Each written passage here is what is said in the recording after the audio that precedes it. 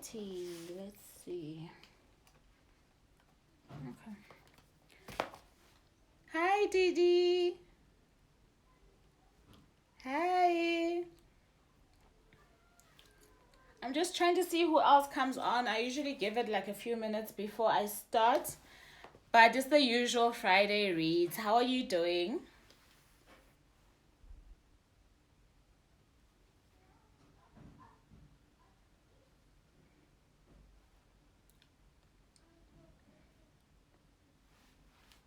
Okay. I think I'm gonna start pretty soon, like after a minute or so. How's everybody holding up? It is Friday. I'm glad you're doing well, Didi. It is Friday. It's always such a great relief on Fridays. I'm just trying to steal some time from my daughter. These days she's been extra clingy. If you can hear her, she's by my door wanting to get in, and I wonder if I should just let her come in and do this with me or what. Because then it will save us the trauma of her disturbing us.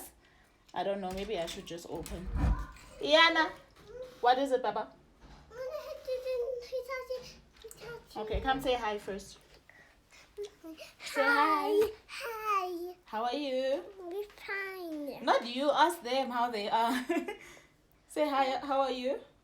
Hi, how are you? Okay, are you gonna go play with your brother? Mm-hmm. Okay, bye. Naughty. He's being naughty? Okay, I'm gonna come out now, okay? How are you? Mother him? Okay. Naughty. Okay, baby, I'll come now, okay? Alright, guys, I think I can start because clearly there's an issue there. Okay, so I didn't manage to finish any books last week. I did do a lot of binging on How to Get Away with Murder the last season, so I finally finished it. So my weekend was really spent watching series. But I have about 5 books open. The one is I'm listening to it via audiobook, but I've showed you guys the physical copy before. It's the Chronicles of Narnia. I'm reading The Lion, the Witch, and the Wardrobe, and I'm about 45 minutes away from the end, so I'm about to finish that one. And then during the week I got a package from Jonathan Ball Publishers, and one of the books that came through was The Ultimate Guide to Working from Home by Grace Paul. And we've been working from home since March. Some weeks I'm doing very well, some weeks I'm not, and this was quite a short read. It's a very nice, it's obviously nonfiction, but it's written in such an easy reading academic style though. So she's got a lot of references that she's using on here, and it's very short. It's about 70 something pages long. I just want to check the total. And I like how she says in her intro, the total word count. So it's 71 pages long. And I love how in her intro she says, hi Bogamuso. She says that you can just read the book as it goes, as you want. You can pick one chapter before the other. You don't have to read it in order. But I am one of those people who's probably going to read it in order. But I like the fact that you can pick what you need at the moment and pick from that and take the wisdom that she has on here. So I'm definitely going to finish this one next week. Guaranteed, because it's 71 pages long. And I picked up Heavy. You guys did, yes, you said, but you didn't really say. My goodness, the writing. I'm having a problem pronouncing his first name. I don't know if it's Kiese. Okay, I'm gonna go with Kiese Laymon. And this story is so precious. I don't even know how to start talking about it. I got emotional a few times. I am on page 80, and I really got emotional a few times, and it got me introspecting also about my relationship with my kids. And I think that's the power of memoirs and stories that talk to the parent-child relationship, especially if you have children. It has to bring you to a point of thinking about your parenting style and what better you can do. Obviously, as parents, we're always going to mess up. There's no one child who's going to think that we did every single thing the best way that we could. But then there are these kind of stories that really make your heart go out to the child as well as the mom, because I really can't imagine what must have been going on in Kiese's mom's life for this kind of life to have happened, and this kind of upbringing to have happened to her son in her presence. But then this is not a judgment on my part. Like I'm saying, people go through so much. and you going through so much and having to raise a child at the same time is really something else. But this is so well written. It's such a beautiful story. It's so delicately told. It's so precious, man. I don't know what to say, and it's a very emotional read. And I think that if you haven't read it yet, you must go in there thinking about the emotions that this is gonna bring out of you. I see Didi saying that The Lion, the Witch, and the Wardrobe was her favorite, and she says Heavy is the bomb.com. I started the year with Heavy. It's really very, very, very good. I'll give it to him. He's really exceptional in his writing and his storytelling, because it's not just the writing, it's how he tells the story as well. Hi Pogomuso. Pogomuso says, I'll send you a voice note, but you write on Kiese's name. Okay. Thank you. Listen, that man, I still need to get the book, but I watched his interview with Cheeky Natives. This is very, like, I think you should definitely get this book. It's really something else, honestly. The one book that I'm struggling with, which I have to finish next week, is The Shadow King by Maaza, Miguesi. I think it's because I have noticed that this year I've been reading a whole lot of commercial fiction, that when this landed on my desk, I wasn't expecting it to be so intimidating. That's the word that my little sister used when we were talking about the book earlier today, that the book is intimidating. And I was so used to the easy reads that I've been reading, and I was not ready for Mazza. And as a result, I keep taking her in small chunks, but I don't have that privilege. I have to finish by Saturday, and I'm only on page 119, and this is 400 and something pages long. So I really have to work on this weekend, and this coming week. However, it is really such a great story that's being told. Obviously, when we see women in lead roles, especially in times of war, it is something that I think that we need to sit up while reading. So you can't kind of rush through this book, and you can't kind of sleep while you're reading it, if you get what I'm trying to say. You really have to be alert and to listen to the message that's being told here. And I really do think that it is a worthy candidate for the Booker Prize. So I really do think that if you haven't seen it or heard about it, you should pay a little bit of attention to it. Like I'm saying, there's a struggle reading it, only because I think my palate had gotten used to a lot of commercial stuff, which I absolutely love. So this is not me shaming those books. It's just to say that this was not one that I was ready for when it came. Didi says you've got to get your mind right for Heavy, and she is absolutely right. You have to. You really do. Bogomuso says you took off the cover like I do. Hardcovers are such hard work. That's true. And also, I always want to preserve the dust jackets. I can't mess with my dust jacket. That's when my heart breaks, especially because most hardcovers have no other art on the actual hardcover. I would die if my dust jacket got messed up. So I have to remove it. And yes, it is hard work. I have to remove it and hide it because of the kids. But it's safe. And when I'm done, I'm going to put it back and put it on my shelf. So the last book that I've got open, I started this one this morning. It's Zandile The Resolute by Busani-Dube. It's the second book in the Hlomu series. And listen, guys, I don't know. I'm really loving this. I'm on page not 100. I'm on page 60, and it's going very well. I think that in terms of grammar, because I did mention in the first book that I read from her that I was struggling with the grammar, I really do think that she's tried to do better in this book, which is quite great. It's really still not 100%, but she has tried, and I can recognize the effort, and I'm enjoying the fact that she has tried, because it's making me move through the book a little bit faster than I did with the initial book, which is great, because that was my one critique, that when you are reading a book, when you are writing a book, you really don't want your readers to struggle because you didn't care to edit, etc., etc. So she's really tried to fix that with this book, and I really appreciate that. The story is now being told from the perspective of the eldest brother and his girlfriend/wife who's just gotten out of jail.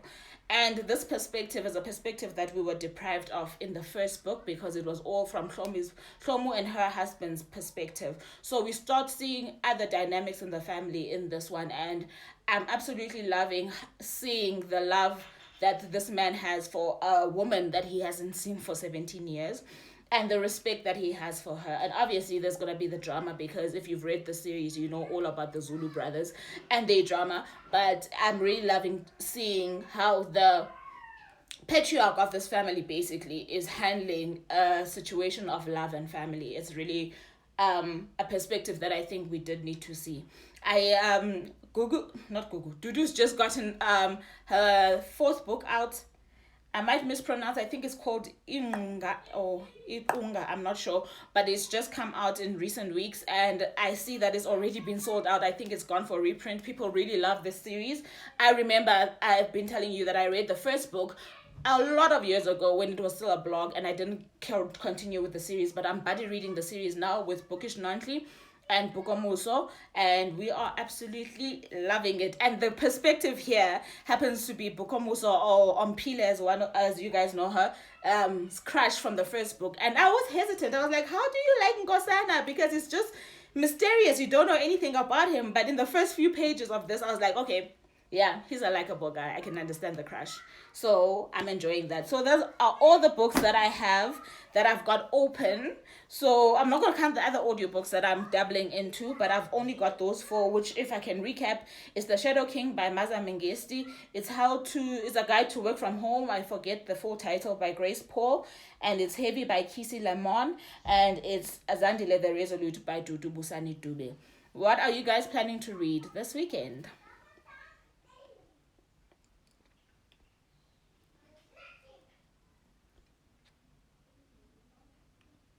Okay, so hi words and ciphers. Didi says, what's vegetarian first book called? Are you talking about Busani-Dube, the Hlomu series? The first book is called, sorry, I see, what's the first book called? It's called Hlomu the Wife. The second book is Zandile the Resolute. And I think the third book, I don't have a copy yet, is called Naledi, His Love. And then the fourth book is called Ikunga or Ingunga. I'm not sure. One of those two. I will try and tag you on her page, Didi, so that you can see what it looks like and what other books are coming out soon. Because she's got two other books coming out soon on top of this fourth one. Hi, Pabi. Hi, Charles. Pabi says, drama. I think you finished the series, right? You're about to read the fourth book, Pabi. Words and Cipher says, who is the author? The author for Zandile the Resolute is Busani-Dube. So let me show you again. Ooh, okay, that's her name. Busani-Dube. I'll try and see when I post this if I cannot tag her or leave her website so that you guys can see. I'm not sure how the ordering is for overseas orders, but she's really somebody that's worth looking into from the South African author's perspective. Hi, Simoli. Busani-Dube is the author of the Hlomu series. Okay, I see Bogomus was answering that question. Okay, Words and Cipher says, thanks, Bogomuso. The First Woman and the Book of Acres is what Didi is reading. What's the rest of you guys reading this weekend? And I always do this recap, so I need to show you the books. I don't know why I keep throwing them on the bed if I always have to do this. But these are the books that I'm reading this weekend. It's, coming week. It's Heavy by Kiese, Laymon. It is The Ultimate Guide to Working from Home by Grace Paul. It is Zandile the Resolute by Busani-Dube, as well as The Shadow King by Maaza Mengiste. What are the rest of you guys planning to read in the coming week and over the weekend? I keep forgetting to show you guys a book that I got for my daughter.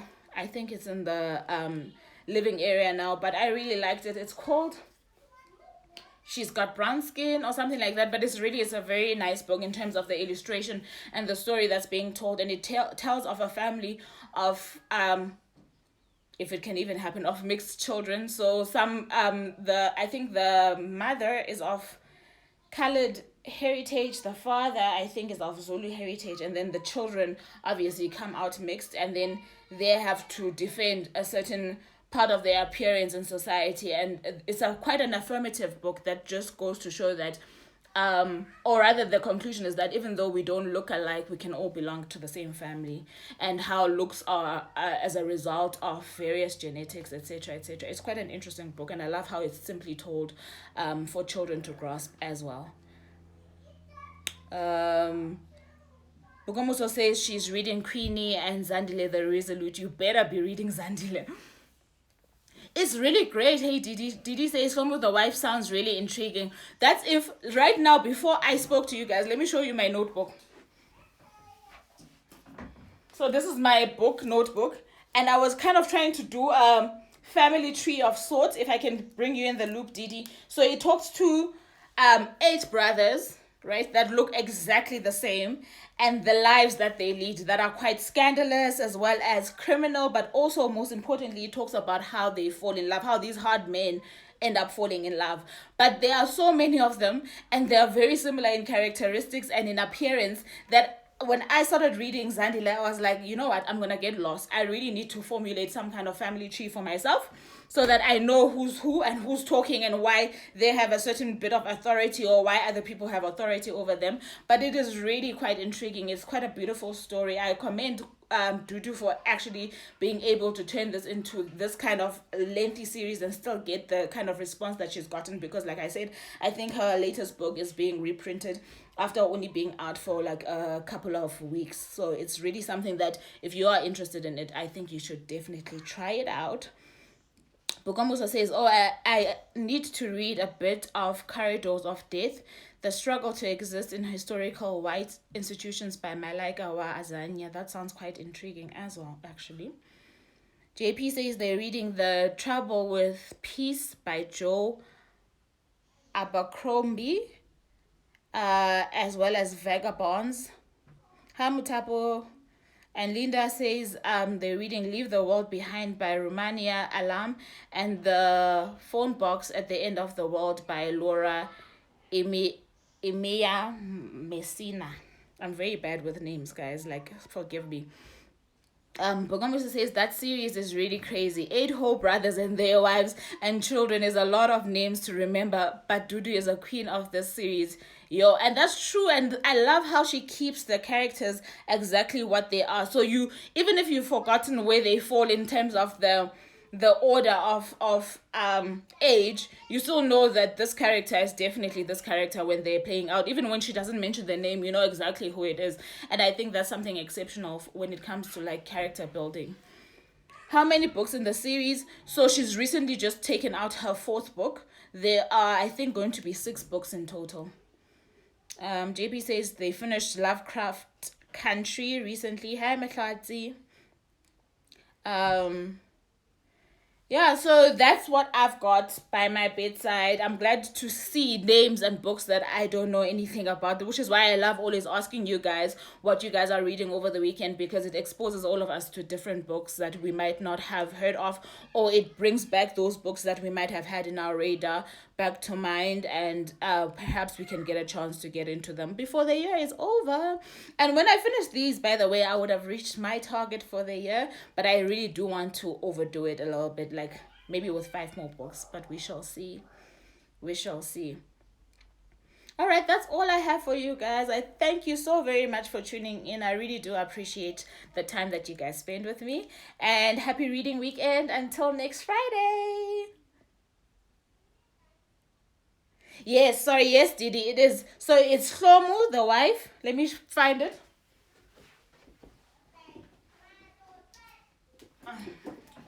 Okay. So it's Hlomu, the wife. That's the first book. The second book is Zandile The Resolute. And then the third book is Naledi His Love. And like I'm saying, I'm going to tag you on that 4th book, because I'm not sure if I'm pronouncing it correctly. But I will definitely send you or send it to you or tag you so that you can see what it looks like. But they definitely worth a try. And I'm hoping that, I see that she's been showing covers of new designs. So I'm hoping that the new editions would be, the Hlomu the wife would be refined, because like I'm saying, the grammar on there can be frustrating for somebody who doesn't have a bit of patience. It nearly got to me because my patience levels are not that high either. So I pushed through, and when I did, it was worth it. And like I'm saying, in the second book, the grammar has been improved. It's really not 100% yet, but it definitely has improved by a whole, let's say, 90%. So at least there was that effort on her part, which I appreciate. So yeah, Thank you so very much, guys, for tuning in. I'll catch up with you guys again next week, Friday, for another Friday Reads. Please pray that I would have finished The Shadow King by Mazza Mengiste by then and be picking up something else. See you guys on Friday next week. Bye. Enjoy your weekend.